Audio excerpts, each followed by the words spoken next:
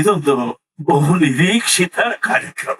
ಸುಮಾರು 15 ವರ್ಷಗಳಿದ್ದು ನೀವಿಬ್ರು ಯಾಕೆ ಸಿನಿಮಾ ಮಾಡಲ್ಲ, ನೀವಿಬ್ರು ಯಾಕೆ ಒಂದಾಗಲ್ಲ, ಇದೇ ಪ್ರಶ್ನೆಗಳು ಕೇಳ್ತಾನೆ ಇದ್ರು.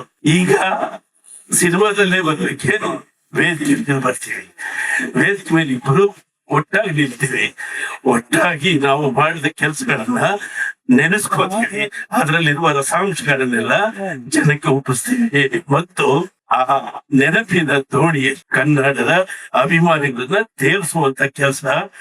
ಈ ಕೆಲಸವನ್ನ ಯಾರು ಕಲ್ಸ್ಕೊಂಡು ಹೋದ್ರೆ ವಿನಯ್ಗೆ ನನ್ನ ಹೃದಯಪೂರ್ವಕ ಅಭಿನಂದನೆಗಳು. ಯಾಕಂದ್ರೆ ಸಾಂಸ್ಕೃತಿಕವಾಗಿ ಯಾವುದಾದ್ರೂ ಒಂದು ಘಟನೆ ಒಂದು ನಾಡಿನಲ್ಲಿ ಸಂಭವಿಸ್ತಾ ಇರಬೇಕು. ಅದು ಒಂದು ಚಳವಳಿ ಆಗ್ಬೋದು, ಅಥವಾ ಒಂದು ಕ್ರಾಂತಿ ಆಗ್ಬೋದು, ಅಥವಾ ಒಂದು ಸಾಂಸ್ಕೃತಿಕ ಸಂಪನ್ನತೆ ಆಗ್ಬೋದು. ಅದು ನಡೀತಾ ಇದ್ರೇನೆ ಸಮಾಜದ ಆರೋಗ್ಯ ನೆಟ್ಟಿಗಿರತ್ತೆ. ಸೊ ಈ ಸಮಾಜದ ಆರೋಗ್ಯಕ್ಕೆ ನೀವು ಸಂಜೀವಿನಿಯಾಗಿ ಈ ಕಾರ್ಯಕ್ರಮ ಮಾಡ್ತಾ ಇದ್ದೀರಿ. ನಾವು ಅವರು ಮಾಡುವ ಕೆಲಸಕ್ಕೆ ಈ ನಾಡಿನಲ್ಲಿ ಯಾವತ್ತೂ ವಿರೋಧ ಇಲ್ಲ. ನಾವಿಬ್ರು ಒಟ್ಟಿಗೆ ಕೆಲಸ ಮಾಡಿದ್ರೆ ಜನ ಪ್ರೀತಿಸ್ತಾರೆ ಅಂದ್ರೆ ಅವ್ರ ಬದುಕಿನಲ್ಲೂ ಪ್ರೀತಿ ಹುಟ್ಟುತ್ತೆ.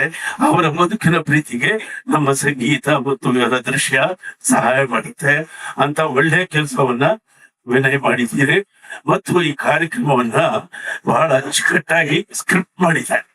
ನಮಗೆ ಬಹಳ ಇಷ್ಟ ಆಯ್ತು. ಸೊ ಈ ಒಂದು ಕಾರ್ಯಕ್ರಮ ಸಕ್ಸಸ್ ಆದ್ರೆ ನೀವು ಇಡೀ ಕರ್ನಾಟಕದಲ್ಲಿ ಇಂಥ ಒಂದು 5 ಕಾರ್ಯಕ್ರಮಗಳನ್ನು ಮಾಡಿ. ಎಲ್ಲಾ ಕಡೆ ಸ್ವಲ್ಪ ಆರೋಗ್ಯ ಕೆಟ್ಟಿದೆ, ಹಾಡು ಕೇಳಿ ಮಾತು ಕೇಳಿ ಆರೋಗ್ಯ ಸುಧಾರಿಸ್ಲಿ. ಈ ಸಮಾಜ ಸ್ವಸ್ಥವಾಗಿರ್ಬೇಕಂದ್ರೆ ಸಂಗೀತ ಸಾಹಿತ್ಯ ಸುಭದ್ರವಾಗಿರ್ಬೇಕು ಅನ್ನೋ ನನ್ನ ನಂಬಿಕೆ. ಒಳ್ಳೆದಾಗ್ಲಿ. All the very best.